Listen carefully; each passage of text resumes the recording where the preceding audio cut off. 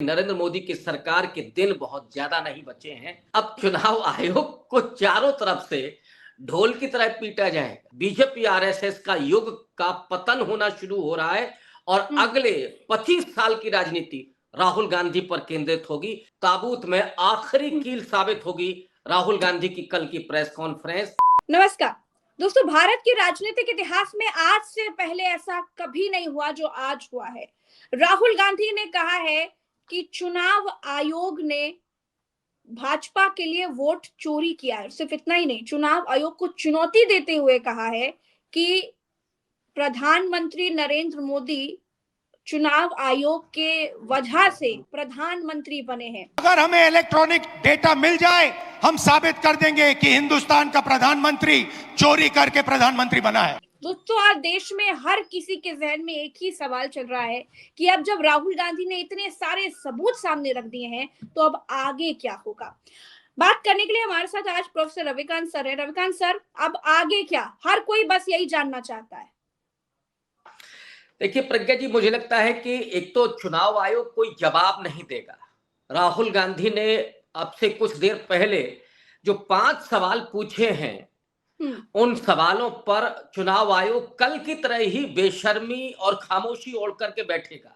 Bharatiya Janata party पीछे से batting जरूर कर रही है और अनर्गल तरीके से जवाब दे रही है, लेकिन राहुल गांधी के कल के प्रेस कॉन्फ्रेंस ने और आज बेंगलोर में जो उन्होंने भाषण दिया है और उसके बाद जो सवाल पूछे हैं, वो बहुत स्पष्ट तौर पर इस बात को रेखांकित करते हैं कि चुनाव आयोग ने एक बड़ा घोटाला, जिसे मैं कह रहा हूं कि अब तक के भारत के लोकतंत्र का सबसे बड़ा ये घोटाला है, महा घोटाला है, जिसमें लोकतंत्र को ही एक तरह से उस चुनाव के मैंडेट को चुराया गया है।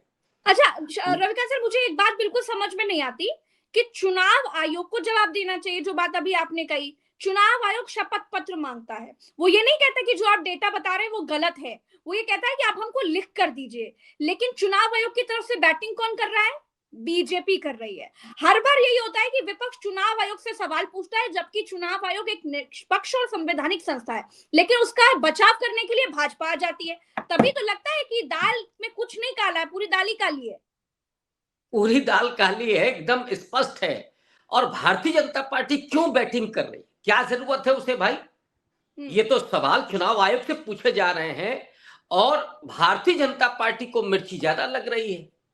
और राहुल गांधी ने स्पष्ट कर दिया कि अंपायर ही किसी पार्टी के साथ खड़ा हुआ है, उस समय आप कैसे उम्मीद कर सकते हैं कि चुनाव निष्पक्ष होगा, ये पारदर्शी तरीके से होगा? क्यों नहीं? अगर पारदर्शी तरीके से और निष्पक्षता से चुनाव आयोग ने चुनाव करवाए हैं, तो फिर आपको वो डेटा देने में कौन सी प्रॉब्लम हो रही है?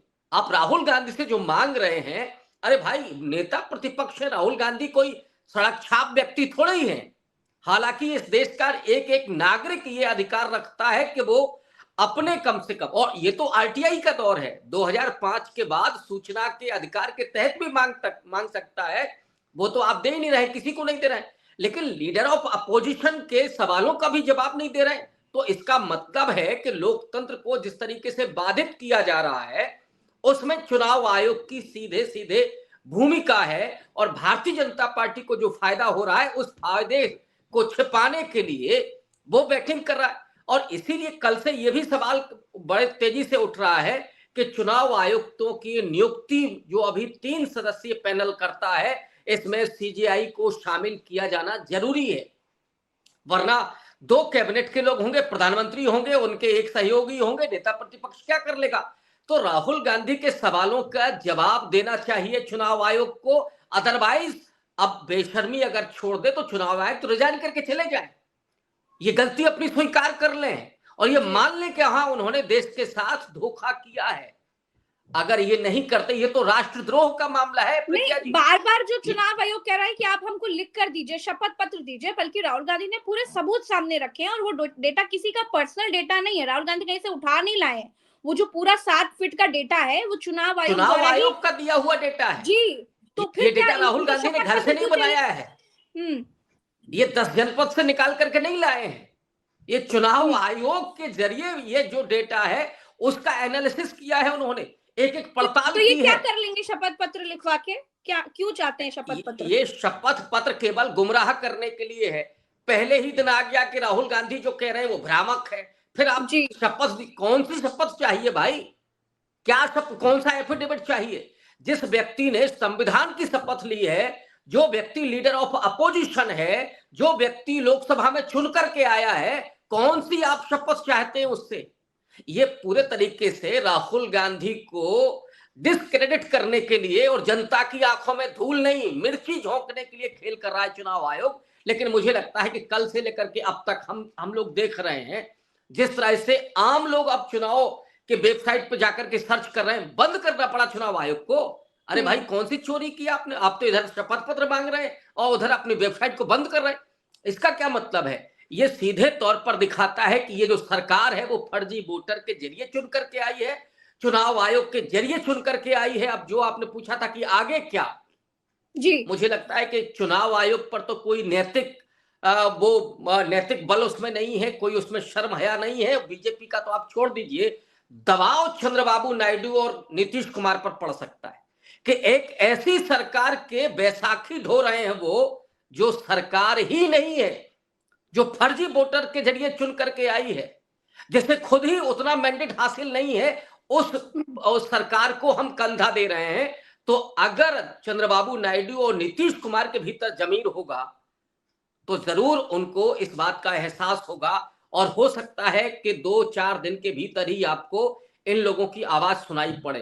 हो सकता है नीतीश कुमार ना बोलें, लेकिन चंद्रबाबू नायडू जरूर इस पर कोई ना कोई रिएक्शन देंगे। आज देते हैं कि कल देते हैं कि परसों देते हैं, लेकिन इसमें कोई दो राय नहीं है कि चंद्रबाबू नायडू की तरफ से रिएक्शन आएगा।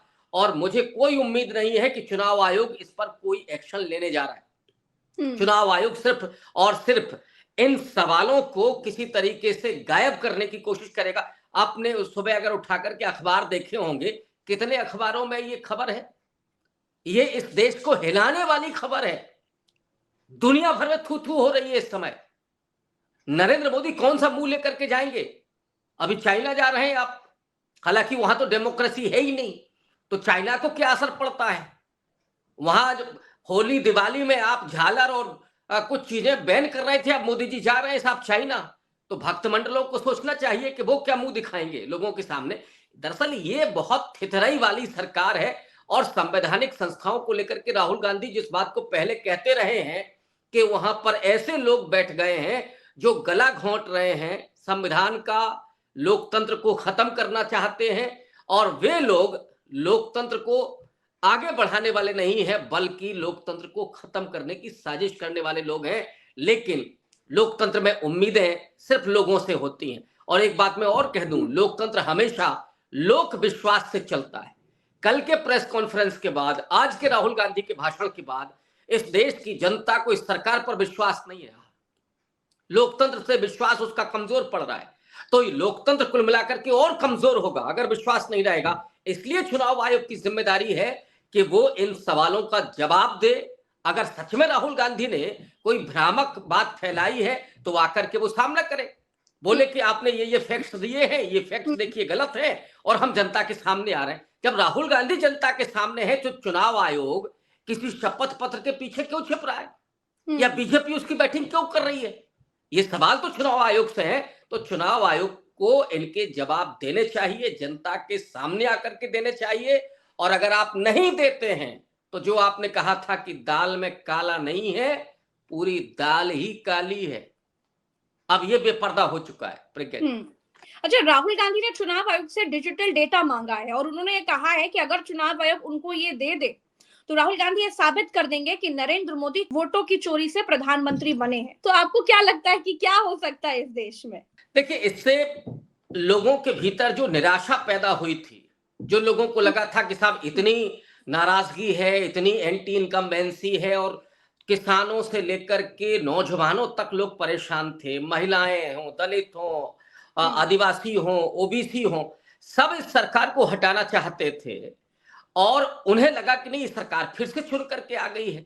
तो कुछ लोगों को लग रहा था कि नहीं साहब, मोदी जी में बड़ी काबिलियत है और मोदी जी देखिए चुन करके फिर से आ गए। तो उनके भीतर एक निराशा पनप गई थी। अब उनको ये लगेगा कि नहीं, असल में इस देश के जो लोग हैं वो बेईमानी, झूठ, मक्कारी, चोरी इस सब को पसंद नहीं करते हैं। और मैं लोकतंत्र के भविष्य को उज्जवल रूप में देखता हूं। भले ही ये काम राहुल गांधी ने किया हो, लेकिन देश की जनता के उम्मीदों को बरकरार रखना ये जिम्मेदारी थी राहुल गांधी की। और मुझे लगता है कि वो जिम्मेदारी अब वापस जो राहुल गांधी ने निभाई है, उससे जन विश्वास बढ़ रहा है कि नहीं, अगर हमने वोट नहीं किया है किसी सरकार को तो वो चुन करके नहीं आ सकती है। हाँ, ये वोट चोरी हुई है, फर्जी वोट डाले गए हैं, या जिसको साइलेंट वोटर कहा जाता है। एक घर में 84 लोग वोट डाल रहे थे, तो लोग अब ये समझेंगे कि ये सरकार हमारी नहीं है, हमने चुन करके नहीं भेजा है, कुछ फर्जी लोगों के जरिए सरकार चुनी गई है। और उसके बाद जो लोगों का विश्वास हटेगा इस सरकार से, तो ये सरकार अपना समय, अपना कार्यकाल पूरा नहीं कर पाएगी। और मैंने इसीलिए कहा था कि ये नैतिक जो दबाव है, वो दबाव चंद्रबाबू नायडू और नीतीश कुमार पर पड़ेगा।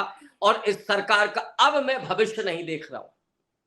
मैं कल तक ये कहता था कि नरेंद्र मोदी, मैं इसलिए कह रहा हूं कि लोगों को अब ये समझ में आ गया है, आज अगर चुनाव आयोग है तो फिर करे क्लियर कि भाई राहुल गांधी ने ये जो फैक्ट्स दिए हैं वो फैक्ट्स गलत हैं, उनको वो साबित करें लोगों के सामने आकर के। और अगर आप शपथ पत्र मांगेंगे तो लोगों को समझ में आ गया ना कि आप करना क्या, आप केवल लिपापोती करना चाहते हैं। तो नरेंद्र मोदी का जो एक साइकोलॉजिकल दबाव था इस देश पर, इस देश के लोगों पर, वो दबाव खत्म हो रहा है कि नहीं साहब आप अजय हैं।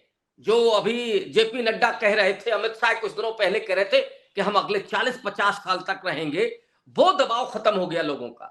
और लोगों के भीतर जो उम्मीदें हैं, जो आशाएं हैं, वो फिर से बलवती होंगी और लोग खड़े होंगे।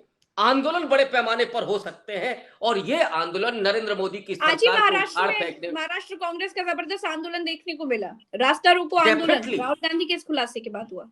जिस तरीके से इन्होंने किसानों के आंदोलन को दबा दिया था, हालांकि आखिरी में हार माननी पड़ी, लेकिन मोदी जी तो इमोशनल कार्ड खेलते हैं कि मेरी तपस्या अधूरी रह गई।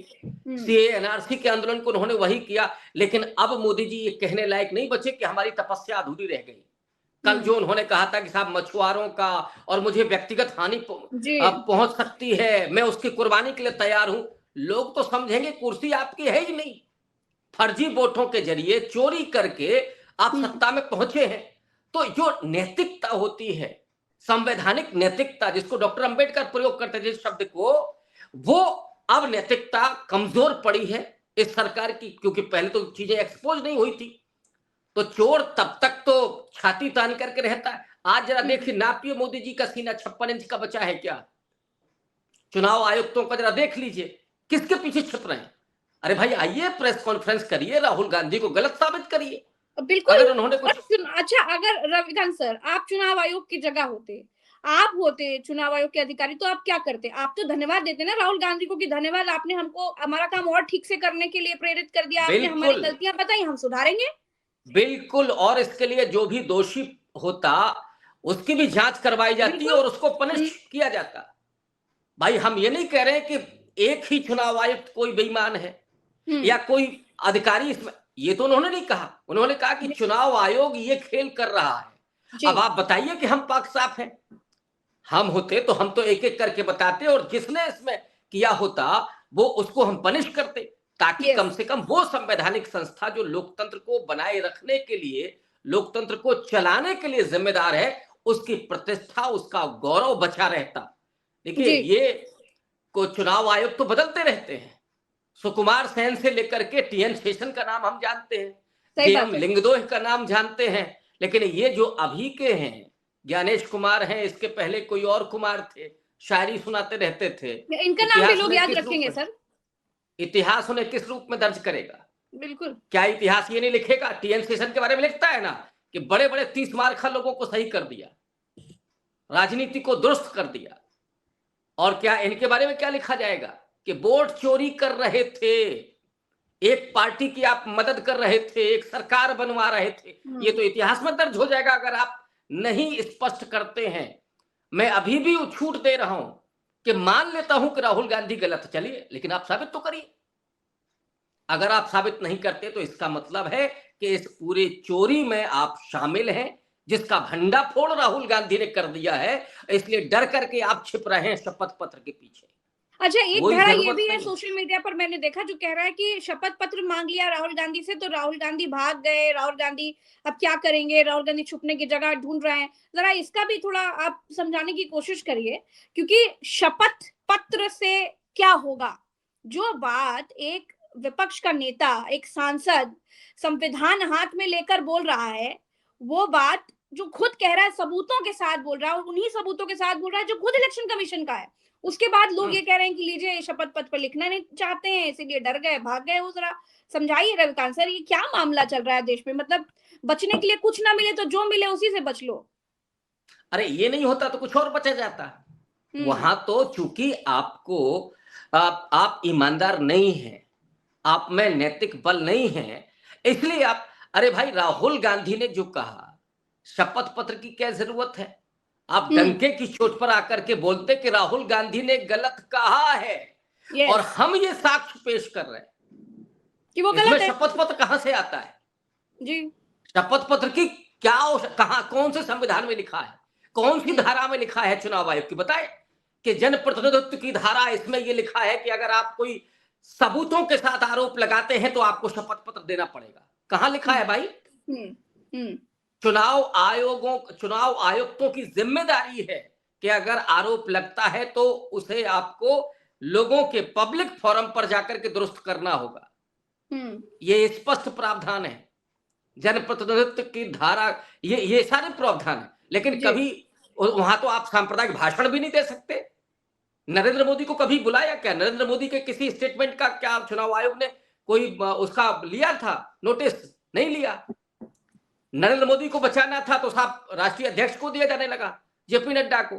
तो चुनाव आयोग पहले जो कर रहा था वो भी नाकाबिले बर्दाश्त था, लेकिन अब तो सबूतों के साथ, साक्ष्यों के साथ जो राहुल गांधी ने चीजों को बेपर्दा किया है, मैं तो समझता हूं कि इसमें देरी की है राहुल गांधी ने। यह काम तो बहुत पहले होना चाहिए। हम लोग तो कब से इस बात को कह रहे हैं कि खेल हो रहा है, लेकिन अच्छी बात यह है कि राहुल गांधी पूरे तैयारी के साथ आए। जी। आज आप नहीं पकड़ सकते राहुल गांधी को, आप ये नहीं कह सकते कि आपने इसमें एक कमी छोड़ी है। तो अब चुनाव आयोग को क्या मिले? शपथ पत्र दीजिए। कौन सा शपथ पत्र भाई? क्यों शपथ पत्र? आप साबित करो कि राहुल गांधी गलत लीडर ऑफ अपोजिशन है। मैं फिर कह रहा हूं कि राहुल गांधी कोई साक्षात व्यक्ति नहीं है कि किसी ने आकर के ऐसे आरोप लगा दिया। लीडर ऑफ अपोजिशन इस बात को कह रहा है, और आपकी ये संवैधानिक जिम्मेदारी है कि आप पब्लिक फोरम पर आकर के इसका जवाब दें, और अगर राहुल गांधी गलत पाए जाते हैं तो आप कार्रवाई करने के लिए स्वतंत्र हैं। बिल्कुल, क्यों नहीं कर सकते? राहुल गांधी कौन है? लीडर ऑफ अपोजिशन है, उनकी भी जिम्मेदारी है। उनकी जिम्मेदारी ये है। रविकांत सर, क्या एफआईआर होनी चाहिए या फिर उसी चुनाव आयोग के पास जाना चाहिए कि आप लीजिए जांच करिए, और आपसे हम उम्मीद करेंगे कि आप सही जांच करेंगे और बढ़िया जांच करेंगे और आप हमें गलत साबित कर देंगे? नहीं, अगर राहुल गांधी के आरोपों में दम नहीं होता और साक्ष्य नहीं होते तो यही चुनाव आयोग कल से लेकर के अब तक साफ कर चुका होता है जी। ये चुटकियों में उड़ा चुका होता, वेबसाइट बंद नहीं कर रहा होता, और आप अनर्गल नहीं कह रहे होते कि भ्रामक है। पहली दृष्टिया भ्रामक है, इसका मतलब है कि आपका जवाब तैयार था कि हमको क्या बोलना है। ये बिल्कुल। तो ये चुनाव आयोग कब का राहुल गांधी को कंडेम कर चुका होता, लेकिन चूंकि ऐसा नहीं है, क्योंकि राहुल गांधी ने बाकायदा फोटो जारी किए हैं, फला मकान में मकान नंबर ये है, और चुनाव आयोग की वेबसाइट से ही निकाला है, पिता का नाम XYZ, पति का नाम XYZ, ये सारा क्या है? 98 की उम्र वाला फर्स्ट टाइम वोटर। अरे भाई मजाक हो रहा है क्या? इस देश में चल क्या रहा है? पूछा तो ये जाना चाहिए। और चुनाव आयोग करना क्या चाहता है? होना तो ये चाहिए कि उसी कर्नाटक में चुनाव आयुक्तों के ऊपर एफआईआर दर्ज हो और उनको कस्टडी में लेकर के उनकी जांच शुरू की जानी चाहिए।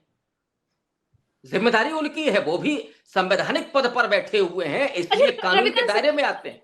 अगर साबित हो जाता है कि ये बात जो राहुल गांधी कह रहे हैं, जो उन्होंने एक सीट की पूरी खोजबीन निकाल के सामने रखी, तमाम साक्ष्य रखे, ये साबित हो जाता है कि ये इस तरीके से वोटों की चोरी हुई, तो क्या पीछे तमाम चुनाव जो हुए हैं उन तमाम चुनावों पर और आने वाले तमाम जो चुनाव हैं उन तमाम चुनाव सवालों के घेरे में आ जाएंगे?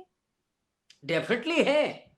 वो सारे चुनाव सवालों के घेरे में आ चुके हैं, कल के बाद ही आ चुके हैं, पूरे तरीके से जी। आ चुके हैं, बहुत विश्वसनीयता के साथ आ चुके हैं। और इसलिए आज आप सोशल मीडिया पर जाकर के देख लीजिए, अभी तो राहुल गांधी की कल के प्रेस कॉन्फ्रेंस को अगर देश के बड़े शहरों और गांव कस्बों में इसको स्क्रीन कर दिया जाए तो लोगों की समझ में तो आ जाएगा ना पूरे तरीके से। और देश का जो मिडिल क्लास है, जो पढ़ा लिखा वर्ग है, वो तो समझ चुका है कि खेल क्या हो रहा है।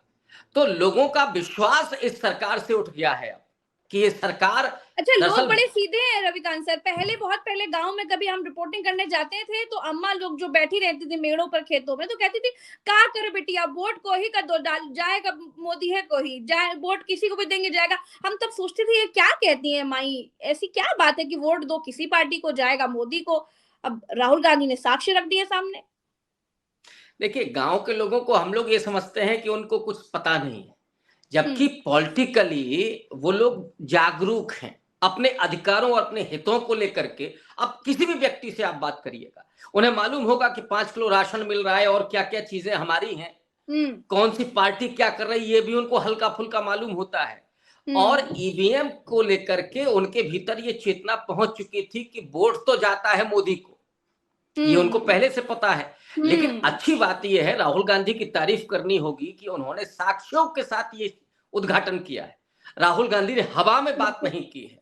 हम लोग अनुमान के आधार पर ये बात पहले कह चुके थे, और मैंने तो कुछ और चीजें इसमें आप जोड़िएगा आगे कभी तो देखिएगा कि कैसे कैसे नैरेटिव के स्तर पर भी खेल किया जाता है। लेकिन राहुल गांधी ने, अब चूंकि वो लीडर ऑफ अपोजिशन है, पार्लियामेंटेरियन है, राहुल गांधी राष्ट्रीय अध्यक्ष रहे कांग्रेस पार्टी के, तो राहुल गांधी अनुमान के आधार पर बात नहीं कह सकते।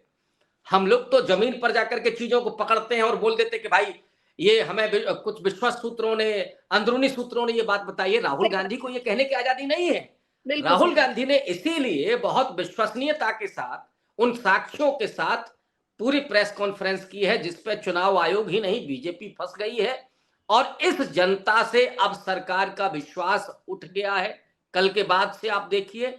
और जल्दी ही ये सरकार, मैं अभी तक नहीं मानता था, लेकिन अब मुझे लगता है कि नरेंद्र मोदी की सरकार के दिन बहुत ज्यादा नहीं बचे हैं।